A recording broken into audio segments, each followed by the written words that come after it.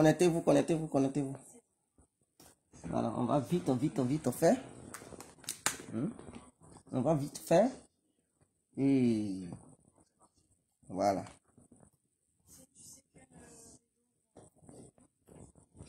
Alors, connectez-vous. J'espère que vous allez bien.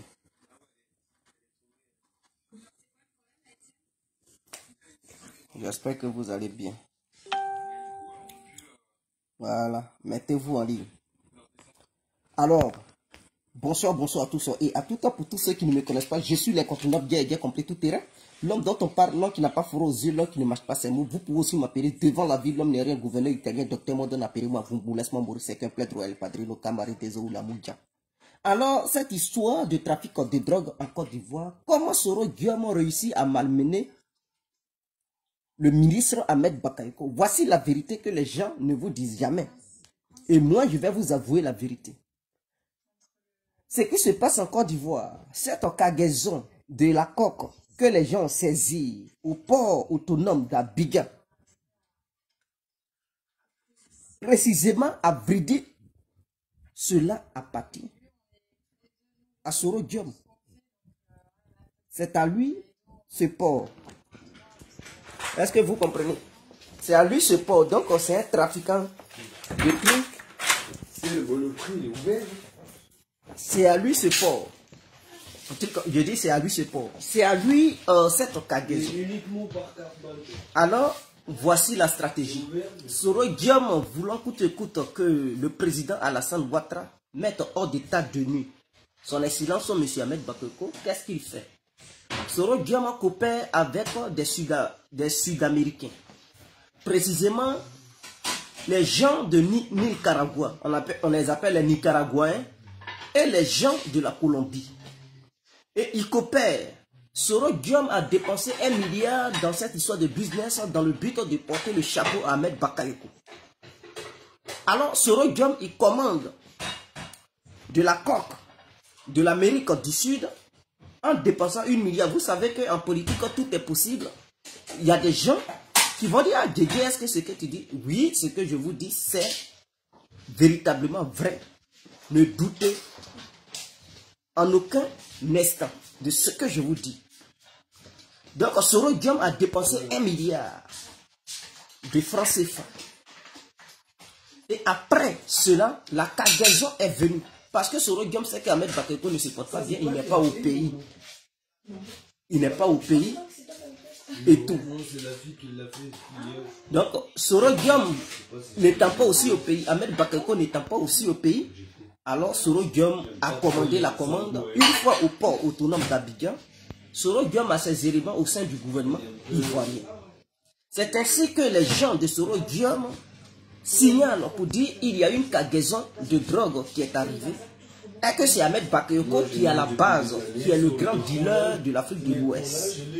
Voici comment cela s'est passé. Et donc, les faux témoignages, c'est-à-dire les faux témoins qui sont au sein du gouvernement ivoirien, qui sont affiliés à Soro Guillaume, qui font maintenant des faux témoignages pour dire que la cargaison appartient au ministre Ahmed Bakayoko.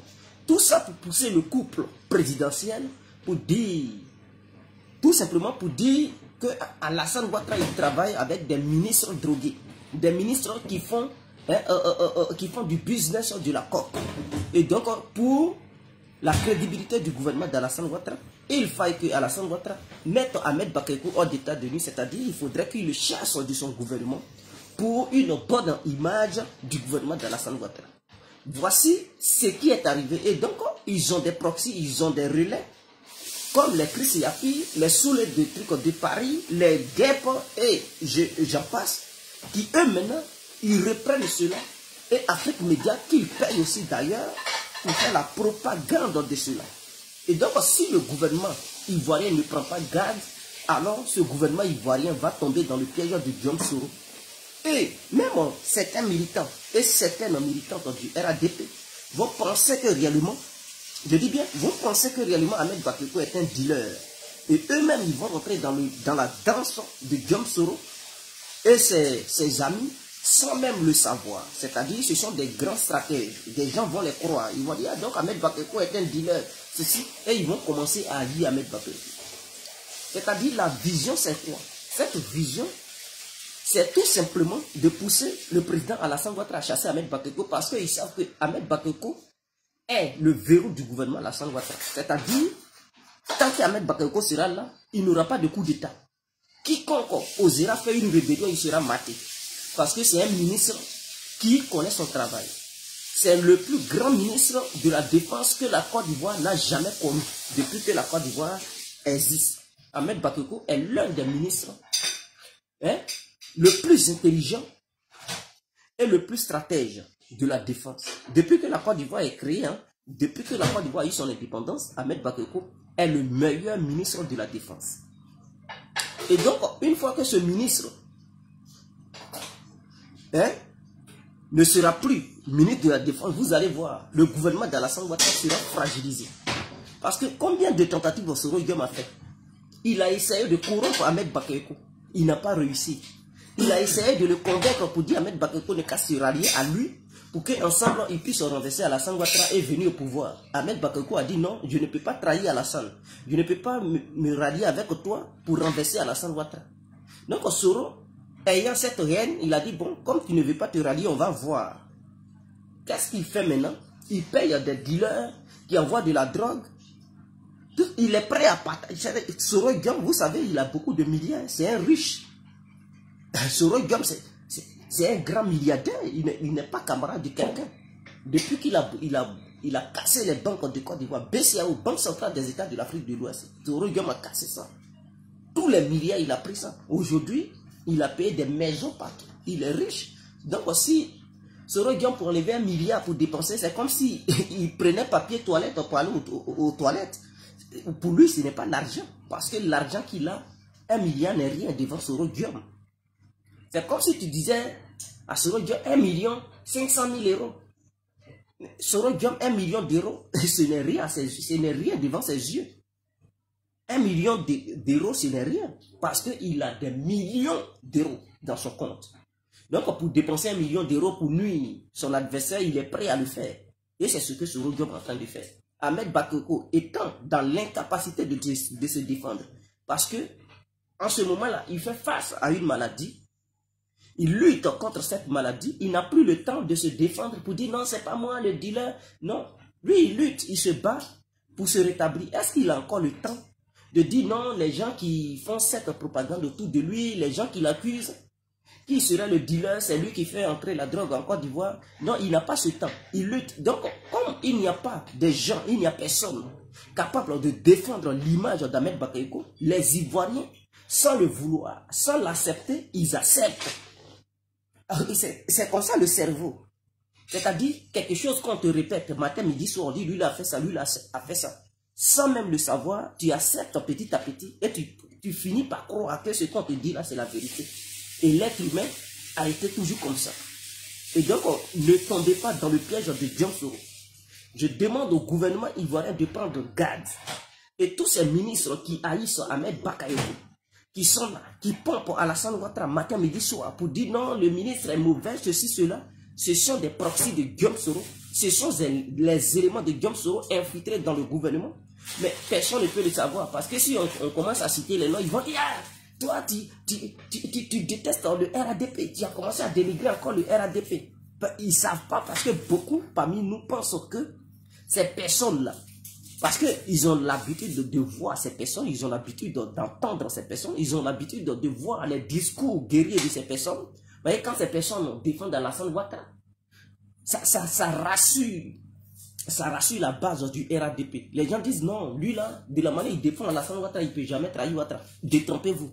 En politique là, lui qui parle wow, donc vous avez confiance, c'est lui-même le vrai danger. C'est pas lui-même on passe pour atteindre le président en question. Faites très attention. Et donc c'est ça. C'est ça le cas de Diom Soro. Donc vous allez voir dans ces temps-ci, ils vont beaucoup dénigrer Ahmed Bakayoko. Pour eux là, leur souhait, c'est de voir Ahmed Bakayoko mourir. C'est-à-dire rester en Europe, ne plus repartir en Côte d'Ivoire. Comme ça, Alassane Ouattara va nommer un nouveau ministre de la Défense. Ils savent que les gens qui sont au sein du RADP, si on les regarde, ils sont intellectuels, mais côté défense là, on ne met pas n'importe qui là-bas, mes frères. On ne met pas un plaisantin, c'est-à-dire sécurité d'un pays là. On ne donne pas ça, on ne confie pas ça à n'importe qui. C'est ça aussi le vrai problème. On ne confie pas là. C'est pas parce que tu as doctorat, tu as tous les diplômes du monde, ils vont se lever un bon matin pour dire, toi, il faut sécuriser le truc. Tu es le ministre de la sécurité, tu es le ministre de la défense. Jamais. C'est pas comme ça. On peut te confier des affaires pour dire, bon, c'est à toi de faire le lobbying, le business pour que l'argent rentre au pays et tout. Mais côté défense là, on ne confie pas ça à n'importe qui. Tu confies à n'importe qui. C'est-à-dire, tu ne vas même pas faire 2 mois au pouvoir et puis ton pays est mélangé. Les gens vont quitter de nulle part pour attaquer ton pays. Et pour, vous savez que le djihadisme en Afrique, là, la Côte d'Ivoire est entourée des pays où il y a le terrorisme. Le Mali, on n'en parle pas. Chaque jour, il y a 100 morts, 200 morts. Les gens se font sauter, les gens se tirent là-dessus. Vous partez au Burkina, c'est la catastrophe.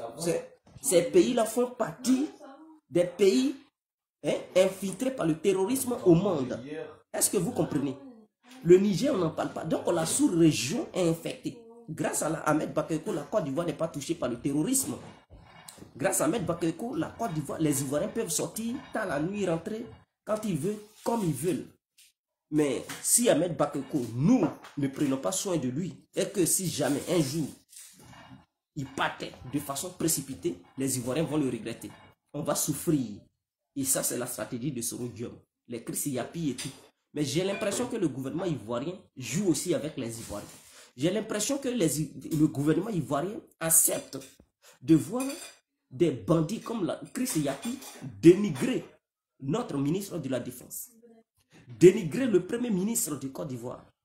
Chris Yapi, c'est-à-dire le gouvernement ivoirien est incapable de tracer ce monsieur, de savoir qui est caché derrière ce fameux Chris Yapi. J'ai l'impression que je tombe des nuits. Chris Yapi a il a YouTube. Vous pouvez le tracer. Ou bien son adresse IP, là, vous ne savez plus comment on fait pour détecter l'adresse IP d'une personne. Ou bien il est trop fort qu'il y ait un gouvernement. Chris Yapi, il a fini la technologie. On dit c'est fait qui coupe fait. C'est quel ordinateur même lui il connaît. Et puis aucun autre homme dans le monde on ne peut pas maîtriser l'ordinateur. Il est rentré où? Même les Américains, s'ils se font hacker.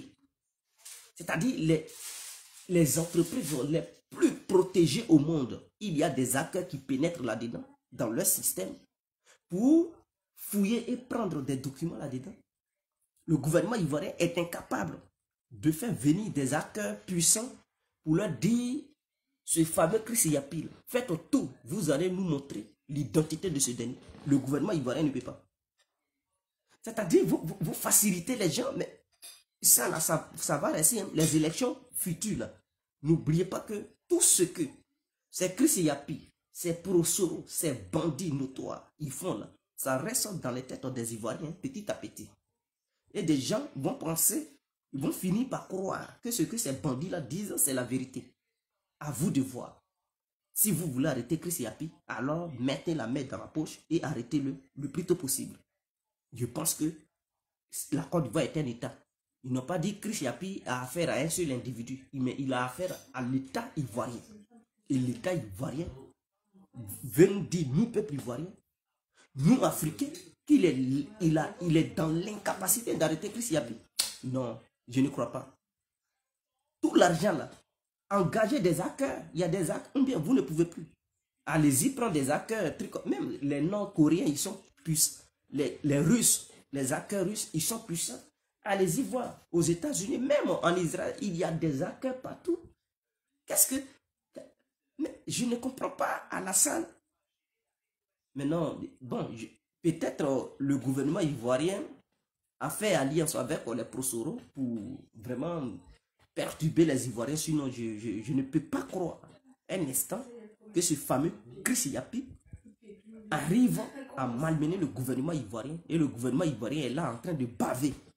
Je ne crois pas. Peut-être ils sont en complicité. Ou peut-être le gouvernement ivoirien ne veut rien faire. C'est tout. Sinon pour dire en fait tout, on n'arrive pas à la voir. C'est du mensonge. Ce monsieur a YouTube. Il a Twitter. Il a Facebook. Son adresse IP là, vous ne pouvez pas savoir. Vous ne pouvez pas savoir d'où ça vient. Regardez-moi des gens comme ça. Mais vraiment, je suis désolé, je suis déçu de tout ça. Et donc, ce qui se passe, la cargaison de drogue qui a été saisie en Côte d'Ivoire, ça appartient bel et bien à Soro Guillaume. Est-ce que vous comprenez? Donc, il faudrait que ça soit dans la tête de chacun de nous. Ce n'est pas pour Ahmed Bakayoko. C'est Soro Guillaume qui a fait ce coup pour faire porter le chapeau à Ahmed Bakayoko. Afin que Alassane Ouattara chasse Ahmed Bakayoko. Il faudrait que ça soit clair. Et donc, tous ceux qui vont voir cette vidéo, il faudrait qu'ils la téléchargent, il faudrait qu'ils la partagent. Et donc, partagez la vidéo pour sensibiliser vos amis et vos soeurs, ainsi que vos frères. Pourquoi pas vos parents aussi. C'est très important. N'oubliez pas de vous abonner sur la page Fin des perturbateurs politiques. Abonnez-vous massivement et invitez vos amis à s'abonner. Est-ce que vous comprenez? Alors, pour terminer, j'aimerais apporter mon soutien à Diaby Lassini. Oui, qui est candidat à Odine, précisément à Samatikila. J'aimerais lui apporter mon soutien. Que les habitants d'Odine votent massivement Diaby Lassini, car il est l'homme de la situation. Il est celui qui va apporter les frais aux habitants d'Odine. Sans lui, Odine va aller dans la catastrophe. Parce que les autres candidats, ils ont la bouche sucrée, ils parlent bien, mais ils sont incapables. Diaby Lassini a déjà montré son efficacité aux yeux des Ivoiriens. Devant une population de 25 à 26 millions d'habitants, il a su relever le défi. Ce ne sont pas les autres plaisantins là qui vont vouloir relever le défi. Non. Et quiconque est militant du RADP ou militante du RADP qui s'en va voter un candidat indépendant ou une candidate indépendante, c'est que c'est un vendu. Tu n'as jamais aimé Alassane Ouattara. Alors, votez les candidats du RADP. Je vous recommande de voter les candidats. Enlevez vos émotions. Il faudrait que les émotions quittent dans vos têtes. Et choisissez les candidats que Alassane Ouattara vous a montré. Alassane a désigné des candidats pour dire tel candidat appartient au RADP. Maintenant, si au sein du RADP, il y a des vendus qui s'en vont voter des indépendantistes, vous dites, non, lui là, il parle bien, je l'aime. Écoutez, enlevez-nous cette histoire de lui là, il parle bien, je l'aime et tout. Quittez dans ça. Votez les candidats du RADP. Vive le RADP. Il faudrait que le RADP marque le point. Parce que c'est une concurrence. Nous sommes engagés dans un duel. Aujourd'hui, ces élections qui se passent, il y a les partis de l'opposition. Il faudrait que le RADP ait assez de voix pour montrer à l'opposition que non, c'est le RADP qui est populaire en Côte d'Ivoire. Donc ça, c'est une bataille de communication, une bataille d'image et de réalité. Maintenant, si vous partez voter les indépendantistes, ils vont dire non, le RADP ne fait pas de poids et que ce sont les indépendantistes qui ont gagné. Il faudrait que les candidats du RADP remportent la victoire dans tous les coins de la Côte d'Ivoire. C'est-à-dire les 4 coins, les 4 points cardinaux, nord, sud, l'est, l'ouest, en passant par le centre. Il faudrait que Alassane Ouattara gagne. C'est ainsi qu'on pourra imposer le respect. On pourra avoir la bouche pour parler demain, pour dire non. Vous aviez dit que le RADP était minoritaire, mais les élections législatives ont prouvé que le RADP domine la politique ivoirienne. Il faudrait que ça soit clair. Donc, revoyez-vous et allez-y, votez tous les candidats et toutes les candidates du RADP. C'est ça. Alors, pour finir, encore, secondo, j'aimerais vous dire que les médicaments de la faiblesse sexuelle sont là. Je dis bien, les médicaments de la faiblesse sexuelle sont là. Et il y a des femmes qui ont des fibromes, il y a des kystes. Ça les empêche de tomber enceinte. Si toi, ma soeur, tu me regardes, tu as ce problème, contacte docteur Djé complet. Il va te donner un petit remède et tu es guéri. Tes kystes là vont fuir ton ventre.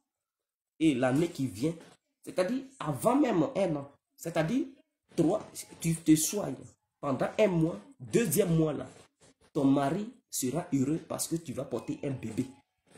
Tu vas tomber enceinte. Il faudrait que ça soit clair. Ce n'est pas une histoire de truc, non. Ce que je te dis là, si tu ne crois pas, il faut, on dit, à dos café, il faut porter pour voir. Il faut tester avant de témoigner. Il ne faut pas rendre un faux témoignage. Il ne faut pas dire, oh, c'est faux. Pourtant, tu n'as même pas encore essayé, tu dis c'est faux. Il faut essayer d'abord avant de dire que c'est faux ou c'est vrai. Est-ce que tu comprends? Et ceux qui ont les problèmes de faiblesse sexuelle, les hommes, contactez Djidji. Ça y est déjà là. Je ne vous parle pas d'Atoté. Parce que vous avez coutume d'utiliser Atoté à Château Rouge, dans les trucs. Non, non, non, je ne vous parle pas d'Atoté. Je parle d'un vrai traitement profond. C'est-à-dire, il faut soigner la maladie à la racine. Il faut bannir la faiblesse sexuelle de ta vie. Et c'est un tel traitement que je vous donne. Contactez Djidji et il va vous servir. Pourquoi vouloir prendre des pilules qui vont vous donner le cancer avec le temps? Il faut bannir les pilules. Les pilules ne peuvent jamais te... C'est-à-dire le jour où tu voyages, tu vas, on ne sait jamais. Ou on peut croiser une finale. Et on peut te sélectionner pour dire, ah, le derby là, tu dois jouer aussi ça. On ne sait jamais. Est-ce que tu vas avoir des pilules dans ton sac partout où tu passes? Non. Il faudrait que tu sois en pleine forme partout où tu vas. On ne sait jamais. Je dis bien, on ne sait jamais. Il faut être prêt. Il faut rester sur tes gardes. Le jour, il y a eu une petite occasion, tu sais que tu es prêt et que le match, tu as déjà préparé physiquement et moralement, tu peux jouer le match. Donc, abat la faiblesse sexuelle dans la vie des hommes. Pourquoi Djidji est là et tu souffres encore de la faiblesse sexuelle? Il y a d'autres qui ont encore des problèmes de coco. Souvent, ils sont constipés. Ils ont envie de dire, rien ne vient, ils sont là. Et puis, ils ont problème de coco. On appelle ça hémorroïde en français. Ils sont là, le vent, ça fait brrr. Mais mon frère, tu as ça. Et puis, tu souffres. Quand tu as ça, souvent là, tu es incapable de faire quelque chose. Hein. Quand madame te fait truc, tu regardes d'ailleurs parce que hémorroïde, tu as déjà bousillé. Tu as des problèmes hémorroïdaires. Pourtant, Djidji est là. Tu peux soigner ça en une fraction de seconde. Ton hémorroïde, ça va finir. Quand tu soignes ça là, tu redeviens comme si tu avais l'âge hein, d'un enfant. Peut-être, tu te souviens quand même, à ton âge, lorsque tu avais 17 à 18 ans, tu savais comment ton moteur démarrait. Pourquoi ne pas encore donner une chance à ce moteur que Dieu t'a donné gracieusement? Et tu es là, tu fais souffrir le moteur. Le moteur en panne. Et tu sais que c'est le coco, c'est-à-dire c'est l'hémorroïde qui a détruit ton moteur. Mais tu es là, tu ne veux pas te soigner pour réparer le moteur. Mon frère, il est temps de réparer ton moteur. C'est ton moteur qui te permet d'être homme. Si on t'appelle homme, on t'appelle garçon, c'est grâce à ton moteur. Viens réparer ton moteur. Djidji est là. Alors, pour tout renseignement, ou pour tous ceux qui sont intéressés, et toutes celles qui sont intéressées, contactez Djidji sur ces deux numéros suivants. Alors, prenez vos stylos et notez 0032 46 52 54 128. Et le second numéro est le suivant 0033 7 53 02 44 64. Vous pouvez me joindre via appel direct ou via WhatsApp. Et on peut échanger. Et ceux ou celles qui sont intéressés, je vous donnerai le prix et vous allez payer. Vous payez et puis moi j'envoie le colis par la poste. C'est un médicament garanti à 100%. Ça vient d'un village profond. Ça ne vient même pas de tout. C'est un médicament qui vient d'un lointain village. Confectionné par une vieille villageoise. Maîtrisant les plantes, les écorces et les racines. Mélangeant le tout pour faire sortir un médicament puissant. Dieu a béni ce médicament. Cette dame, son médicament ne rate jamais sa cible. Faites confiance à ce médicament. Ne doutez pas. Djidji ne peut pas se présenter devant les gens pour dire un tel médicament est fort. Et faire semblant comme quoi je ne peux pas me présenter pour dire un médicament est fort. Oh, pourtant, le médicament n'est pas fort. Et puis, je vais mettre mon image. Non. Si je mets mon image pour dire le médicament est bon, c'est qu'il est bon. C'est mon image qui est en jeu. Vous voyez, si ce n'est pas bon, là, tout le monde va dire, oh, Djidji nous a menti. Oh, moi, je ne veux pas attendre quelque part que quelqu'un dise, Djidji a menti, Djidji nous a fait ça, Djidji nous a naqué. Je ne suis pas quelqu'un qui en a quoi que ce soit. Quand vous voyez mes yeux, avez-vous déjà appris ou attendu que Djidji a fait ça? Jamais. Je ne veux pas que mon nom soit associé au malfaiteur. Alors, tu me donnes, je te donne. tu te soignes et puis le résultat est là. Avec moi, c'est le médicament qui passe. Quand je parle trop, les gens pensent que non. Il faut tester et tu vas voir. Toi-même, tu vas témoigner. Peut-être tu vas encore prendre tes copains, tes copines pour dire, ah, j'ai utilisé un médicament, c'est très efficace, venez à Guégué. Sur ce, on se laisse. C'était l'incontournable, bien compris. Vive la Côte d'Ivoire, vive le peuple ivoirien, on est ensemble.